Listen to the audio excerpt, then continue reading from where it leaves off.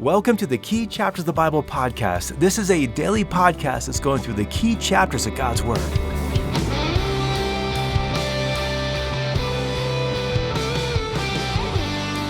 When you look at the history of God's people, it seems that there has always been opposition to them. Today we're going to look at Daniel chapter 8. We're going to see that this kind of opposition comes in repeated cycles against the Lord and His people. Well, I'm Russ Brewer, and you are listening to our daily study in the key chapters of God's Word. And today we're turning to Daniel chapter 8. We're going to see the cycles of the Antichrist. Now, before we dive into chapter 8, we need to take a moment to review where we're at because today's vision builds upon what we've been learning so far. Yesterday we read Daniel's vision about the four beasts in chapter 7. We saw that the winged lion represents Babylon. We saw that the barbecue-eating bear represents the Medo-Persian Empire. We saw that the four-headed winged leopard represents Greece, and the iron-toothed beast represents the Roman Empire. Now, the vision we read about yesterday in Daniel 7 also corresponds to the dream that Nebuchadnezzar had back in chapter 2. Remember that dream of that giant statue with sections of gold and silver and bronze and iron, and how each section represented the kingdoms of Babylon and Persia and Greece and Rome? And so we've been talking about these kingdoms for a while. Now, you'll also remember that yesterday we talked about the rise of the Antichrist and how he was a little horn that grew in power and dominion and brought devastation and destruction, and how he was finally defeated by the Son of Man who established his kingdom over all the earth. And all of that's going to feed into what we're learning about as we continue to understand the cycles of the Antichrist. So let's look at chapter 8 starting in verse 1. Verse 1 tells us that this prophecy took place in the third year of the reign of Belshazzar. Now remember, this is the latter half of the book of Daniel. It's arranged thematically around prophecy. So yesterday's prophecy took place in 553 BC, and today's prophecy takes place 2 years later in 551 BC. We're going to find out that the prophecies here in chapter 8 are linked, at least conceptually, to the prophecies of chapter 7. Going on to verse 2. Verse 2, Daniel says, I looked in the vision, and while I was looking, I was in the citadel of Susa, which is in the province of Elam, and I looked in the vision, and I myself was beside the Ulai Canal. Now, if we read this in our day, we're like, okay, so what's your point? Well, here's the thing. If you were to Google, if you even want to pause the podcast, go ahead and Google, where's Susa, where's the Ulai Canal, where's Elam? You're going to find out they're all in Persia. Now, you might be like, well, okay, so they're in Persia. Remember, where's Daniel deported to? He's in Babylon, and Babylon is not Persia, and it's not Susa, and it's not anywhere near the Ulai Canal. They're about 300 miles apart or so. And so in verse 2, Daniel's having a vision about Persia while he's living in Babylon under a Babylonian ruler. And this vision foretells of the destruction of the very ruler he just mentioned in verse 1 and how the Medo-Persian Empire is going to come on the scene and establish supremacy. Well, let's go on to verse 3.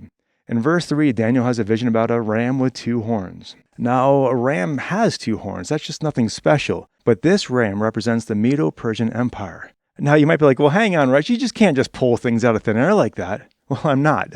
Go look over at verse 20. In verse 20, it says, the ram which you saw with the two horns represents the kings of Media and Persia. And so this ram here in verse 3 represents the Medo-Persian Empire. Have you ever noticed how we say the Medo-Persian Empire? What are we referring to? We're referring to the countries or the nations of Media and Persia. These are two different countries that expanded their territories and they ruled that region. And so each horn represents a different country. And the Persian horn is the one that grows in dominance because it basically takes over much of the region. And so verse 4 has this ram thrashing about to the west and the north and the south. And he's just in total rule and authority. Well, for a time. Because then in verse 5, a male goat comes onto the scene. And in verse 5, this goat comes in so quickly, his feet don't touch the ground. And why not? Well, because he's just bringing this swift defeat of his enemies. It's like he's flying. Now, who's this? Well, again, glance back at verse 21, because in verse 21, it tells us that this goat represents Greece. Now, you remember from yesterday that Daniel's vision of the four beasts, Greece was represented by a winged lion that flew in and defeated their enemies so swiftly. And in terms of history, that's exactly how Alexander the Great swooped in and brought this whole region to its knees. And so in verse 6 and 7, the goat defeats the ram easily, and so now Greece is the world empire. Now, pop quiz. Yesterday, the goat was really a leopard. It was this winged leopard that represented Greece. But how many heads did the winged leopard have? I'll give you a moment to think about it. Was it 1 or is it 2? Was it 3? Was it 4? It was 4. And yesterday we talked about how after Alexander the Great died, Greece was divided by 4 rulers who ruled 4 regions. Well, verse 8 tells us that the large horn, which would be Alexander the Great, is replaced by 4 horns, which point to the same 4 regions of the 4-headed winged leopard yesterday. And so as we're going through this passage here, hopefully at this point, although this vision seemed hard to understand at first, hopefully we're seeing that now it's actually covering pretty familiar territory. So we've got these same kingdoms of Babylon giving way to Medo-Persia, giving way to Greece. And then let's go on to verse 9. Verse 9 says that a small horn grew towards the south and towards the beautiful land. Now the beautiful land here is Israel. And here's the thing. The term small horn probably sounds familiar to us because yesterday we learned that the small horn eventually became the Antichrist. But yesterday, the small horn came from the Roman Empire. Today's passage, it comes from the Greek Empire. Now, is this a mistake? Is Daniel maybe not reading his old prophecies or something? No. But it does point to a principle that we need to understand in order to interpret biblical prophecy. You see, biblical prophecy often describes 2 different events or 2 different people simultaneously. Now, we've mentioned in the past that reading biblical prophecy is a lot like looking at a mountain range. I live along the eastern edge of the Rocky Mountains in northern Colorado, and I've got a great view of the mountains from my house. And so when I look out my bedroom window and I look to the Rocky Mountains to the west, I'm looking at just this line of mountains. And really the line of mountain represents foothills and mountains and ranges and all kinds of things going on. Now, if you just glanced at the mountains, maybe you're sitting in my backyard and you're sitting at one of the picnic tables and you just glance on up, or maybe you haven't gotten the prescription of your eyeglasses adjusted in a little while. At first, the foothills might seem like they kind of merge into the mountains behind them. And at first glance, it's just kind of hard to tell them apart. But if you pause and you focus on what you're looking at, you'll be able to see that there is a distinction between the foothills and the mountains behind them. And biblical prophecy is like that. Often, 2 people or 2 events are being described simultaneously, and it takes some focus to differentiate between each of them. And that's what's going on with the little horns here in chapter 8 or yesterday in chapter 7. Both are speaking of different foothills, but they are ultimately pointing to the same mountain behind them. And so in verses 9 to 14, it describes what this little horn of chapter 8 does. In verse 10, he tramples the stars, which we're going to see in a moment means killing the Jews. In verse 11, he magnifies himself. He removes the regular sacrifice and destroys the temple. In verse 12, he flings truth to the ground and does whatever he wants. Now, up to now, this sounds a lot like the little horn from yesterday. But again, yesterday the little horn was from Rome. Today it's from Greece. But then as we go on to this passage, verses 13 to 14 give us a clue about who's being talked about here today in chapter 8. In verse 13, a question is asked. How long will this keep on going? And the answer is given in verse 14, for 2,300 evenings and mornings. Now, we're going to unpack what all of this means in a moment, but just for a moment, that number 2,300 points to a desecration caused by one man at this time. His name was Antiochus Epiphanes, and he was from the Greeks. Antiochus Epiphanes was part of the Seleucid dynasty, and Antiochus murdered his brother and took over in 175 BC. In 170 BC, he went down and briefly took over Egypt, which explains the growth to the south that's mentioned in verse 9. Later, in 168 BC, Rome forced him to evacuate Egypt, and so Antiochus Epiphanes had to use Israel as a buffer state. During that time, he attacked and burned Jerusalem. He killed multitudes of people that we see mentioned in verse 10. He forbade the Jews to follow the Mosaic law or observe the Sabbaths. Idolatrous altars were established, and the Jews were forced to offer unclean sacrifices to these idols and even eat pork or be killed. And so this was just a time of just great pain and devastation for the Jews. Now, what's that 2,300 talking about there?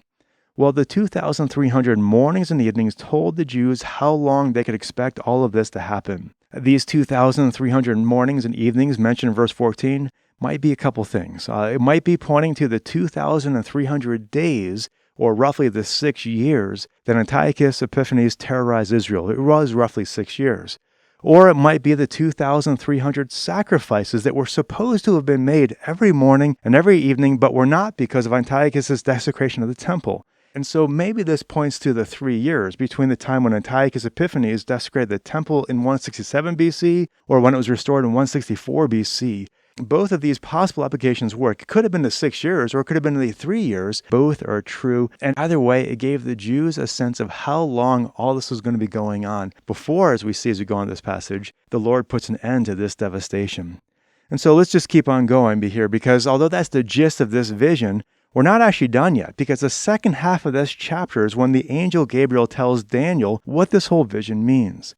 And so if you look at the end of verse 17, Gabriel tells Daniel, Son of Man. Now, just for a pause real quick, that's not referring to the messianic title. That's just referring to Daniel as a human. And so he says, Son of Man, understand that the vision pertains to the time of the end. Then dropping to verse 19, Gabriel says to Daniel, Behold, I am going to let you know what will occur at the final period of the indignation, for it pertains to the appointed time of the end. And so the vision that Daniel has just seen is like these mountains. On the one hand, it describes these coming empires. On the other time, it describes what's going to happen at the end times. Now, Gabriel is just kind of pulling all of these pieces together here. We've already been kind of talking about Gabriel's explanation, so let's just kind of hit this last few verses here pretty quickly. In verse 20, Gabriel says that the ram represents the kings of Media and Persia. In verse 21, he says that the goat represents Greece, and the large horn represents the first king that we know to be Alexander the Great. And then in verse 22, the horn breaks and 4 horns rise on up and represent the 4 rulers of the regions of Greece. Now in verse 23, the latter part of their rule, that is the rule of these 4 Greek leaders, will give way to this king who will arise and be insolent and skilled in intrigue. In verse 24, he'll be powerful and destructive. In verse 25, through his shrewdness, he will cause deceit to succeed. He will be boastful and magnify himself in his own heart. He will destroy many people. He will oppose the Prince of Princes, which we know to be the Lord Jesus. And amazingly, he will be defeated without human agency, or not with human hands. That is, he will be defeated by the Lord. History says that Antiochus Epiphanes died of insanity and some kind of problems with his bowels, and so it's just by the hand of the Lord. And so all of these prophecies were written hundreds of years before these events were to occur, and they were fulfilled beautifully and perfectly. But here's the thing. As we look at this chapter, we can also see that there are many similarities between the little horn of chapter 8 and the little horn of chapter 7. If you think about it, both were arrogant, both were seeking to shut down true worship, both caused tremendous suffering and destruction for the people of God, both opposed the Lord, and both were defeated by the Lord. And so Daniel wants us to make a connection between these 2 little horns, just to see that they are similar. These 2 little horns here, they are pointing to different cycles of the same opposition to the Lord. And so although the near fulfillment of each little horn is a little bit different, here in chapter 7 is to the Antichrist from the revised Roman Empire, here in chapter 8 is to Antiochus Epiphanes, both represent the same massive opponent that stands behind them. And who's that opponent? It's the Antichrist. And he comes in cycles throughout human history, and the opposition to God comes from Rome in chapter 7 and Greece in chapter 8.